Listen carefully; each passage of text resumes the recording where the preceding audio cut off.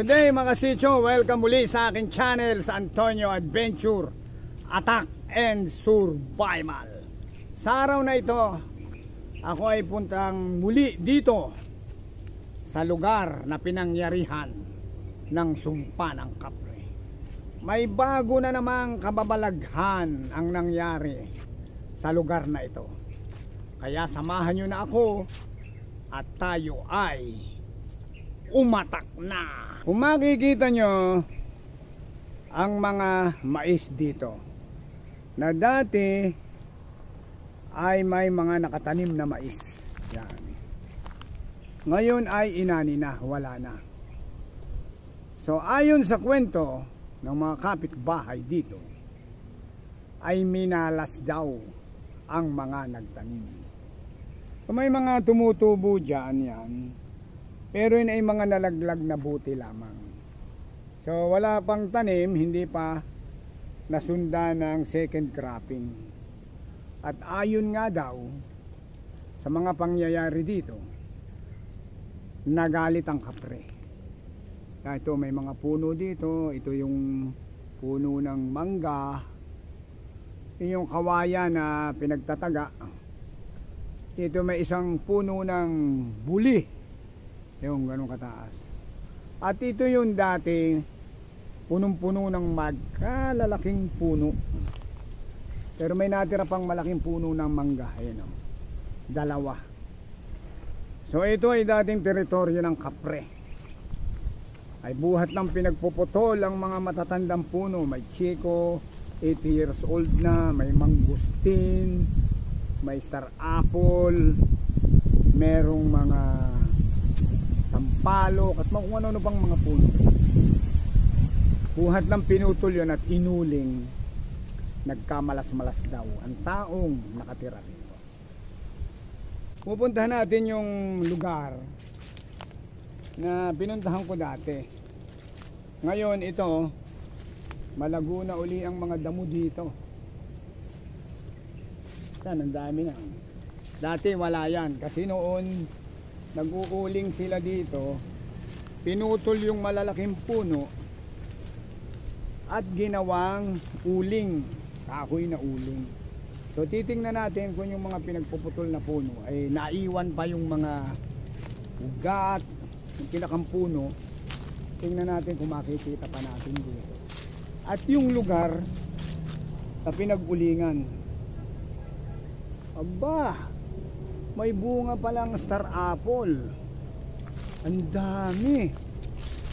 Ay, sobrang taas naman. Ito ang puno ng star apple, ang dami palang bunga.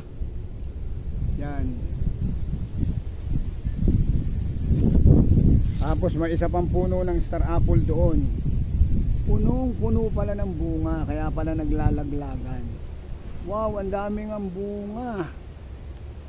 Tingnan natin. Ayun, may mga bunga nga.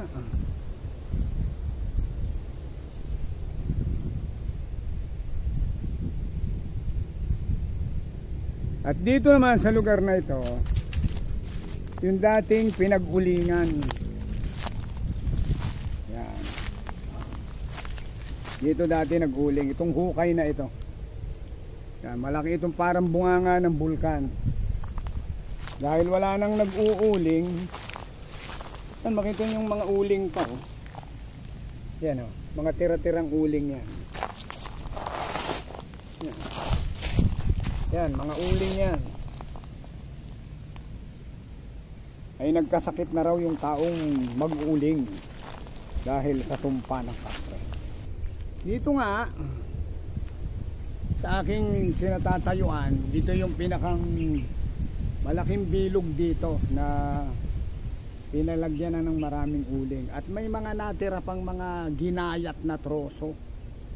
Ayon sa kwento ng tao na dating mag-uuling dito ay nagkasakit daw at isang malubhang sakit na hindi maipaliwanag kung ba't nagkaroon ng sakit yung taong ito, na ospital ng halos 2 buwan ay nagkaroon daw ng maraming nanaan likod. So hindi ko naman nakausap pa yung tao, pero noong hindi pa siya nauospital nakausap ko yung tao na parang medyo suplado. Yung palang mga panahong yun ay masama na ang kanyang pakiramdam. Hindi ko naman alam, kaya isa man siya ngayon namamahinga ay humihingi ako ng paumanhin dahil hindi ko naman akala ko yung suplado, yung pala'y masama na ang pakiramdam dahil may tama na pala ang kanyang likod. Siguro kabubuhat din ng mga malalaking kahoy at yung sumpada din ng kapre. So tingnan natin yung mga naputol na kahoy na naiwan pa dito na sana ay uulingin pa. Tingnan natin. Ito pa yung gayat na troso, meron pa doon. At ito pa yung mga iba. Yan, uulingin din sana ito. Itong malalaking ito, yan, lalaki niya ito. Yan, dito meron pa rin dito natira, plus itong malaking ito. Yan, meron pa rin dito, marami pang naputol. Ito, yan, dito, ito pa yung mga kahoy. Yan. At ito naging yan, open na, mainit. Ngayon gumubat na, hindi na nila nataniman ng mais at nagkasakit na nga yung may-ari. Lalakad naman tayo dito sa mga tinaniman ng mais. Yan o, ito yung mga tulis-tulis na ito. Yan, sa aking nilalakaran. Ito yung mga puno ng mais. So yan o, dami rin pinutol na nyog. Ay pinutol din ng kamyas doon sa parte ron. Tapos yung sampalok doon. So halos talagang naubos ang mga puno sa area na ito at ginawang taniman ng mais. Yan, makikita nyo yan o. Yung mga nakatayong mga putol-putol na yan. Yan, mga mais yan, puno ng mais. So nandun may puno ng sampalok, puno ng sarapol na pinutol, may natira pa. Dito, whoop, delikado, baka mapatusok. Ay may puno ng lansones yun. At doon sa kabilang yun, baka yun ay puno ng rambutan. Isang puno na natira. Puntahan natin yung lumang pinagbahayan dito.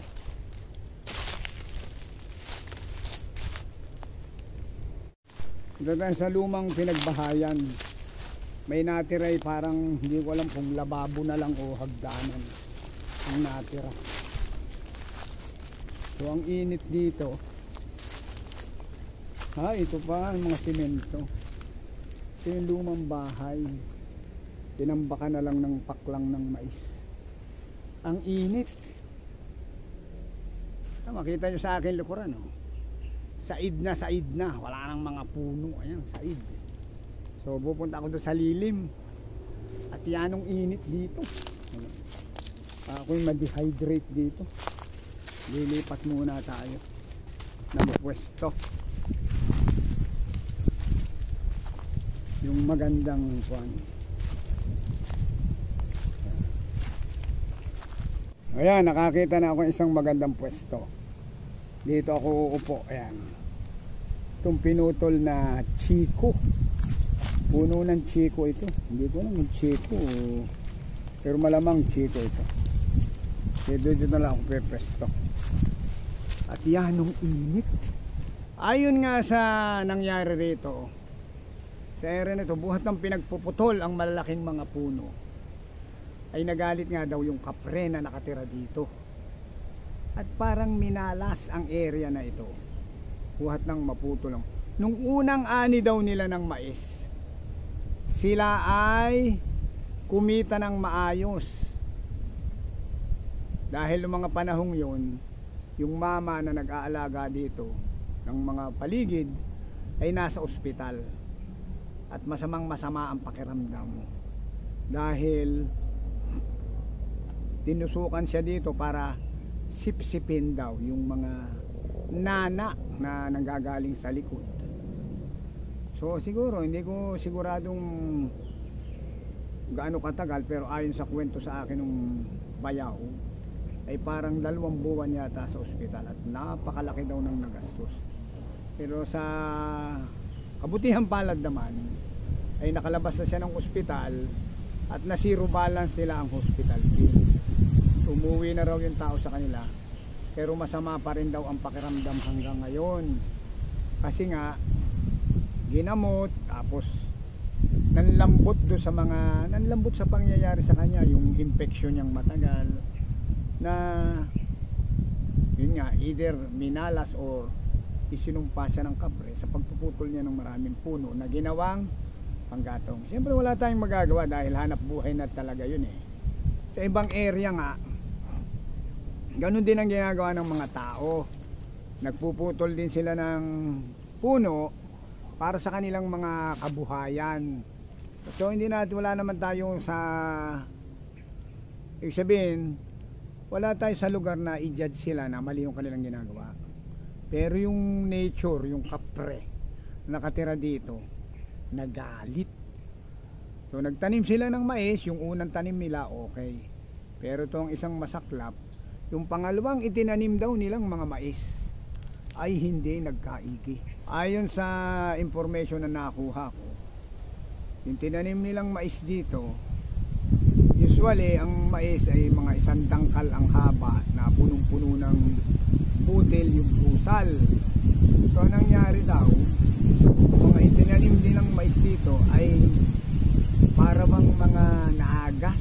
Ibig sabihin, hindi humaba ng 1 dangkal or more, puro maliliit, maiikli, at yung bunga ay maliliit din. So sa madalit salita, yun ay reject. So hindi natanggap ng buyer kasi nga masyado daw maliliit. So ngayon nakatambak lang sa isang area somewhere here.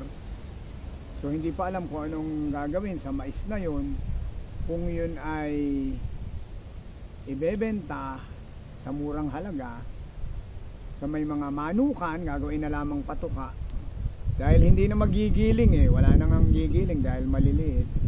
So ganun na lang para kahit papaano may mabawi na konti sa pagod at puhunan. So yun, hanggang ngayon yung dating nag-uuling dito, kawawa naman siya sa kalagayan niya ngayon, ay may sakit pa din daw. At parang siyempre dahil may sakit ang tao, parang laging mainit ang ulo, parang ayaw makipag-usap. Kawawa naman.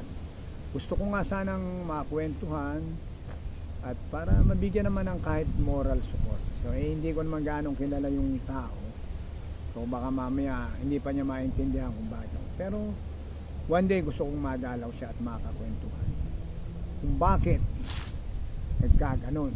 Yung sumpa ng kapre nga dito sa area na ito, napakadelikado pala talaga.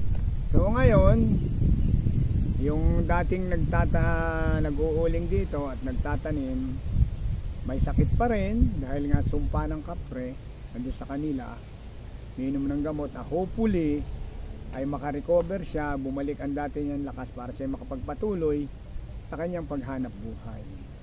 At yung kapre sana ay patawarin na siya, at itong paligid na ito sana ay gumanda ng muli, at yung mga tubo ng mais na pag sila'y nagtanim ay maging masagana para sa kanilang kabuhayan. So minsan sa buhay natin, ito sa aking opinion lang, nature, pagka katulad dito pinagpuputol nga natin ng mga puno, yung nature minsan bumabawi din sa atin. Kaya minsan yung mga puno sa bundok na pinaggagayat ng mga illegal logger, so nang biglang nagkabaha, isang bayan, nalunod ang mga tao dahil umagos ang mga tubig galing sa bundok dahil wala na palang puno na sumasangga. Pero ngayon dito, marami pa namang naiwang puno. May malaki pang puno ng mangga, meron pang nara or acacia sa paligid. Marami pa naman. Pero itong gitna, kung makikita nyo dito sa ito, yung sa may likuran ko yan, halos naubos. Pero dito sa paligid ko, may natira pa namang ibang mga puno. May natira pa. 2 mangga, 2 star apple sa bubuli. Doon kawayanan, marami pa naman. Pero hindi katulad doon dati na talagang parang forestry ito. Talagang magandang maganda. Mga kasityo ko, kung maglalakad na, sana ay nagustuhan nyo ang aking kwento tungkol sa Sumpa ng Kapre Part 3, na para hindi tayo may sumpa ng kapre, mahalin natin ang nature. Kung tayo may magputol ng puno o ng niyog o anuman, palitan natin, magtanim ulit tayo ng panibago. At kung ang isang puno ay matandang matanda na at hindi naman natin kailangan putulin, hayaan na lang natin. Let the nature grow. Kung yung puno na yun isang araw ay matumba dahil sa bagyo, yun ay gawa na ng nature. So mga kasityo ko, mag-ingat sa kapre at baka kayo ay maisumpa din. Kaya hanggang sa muli, sa susunod pa, Antonio Adventure, Attack and Survival. Bye bye.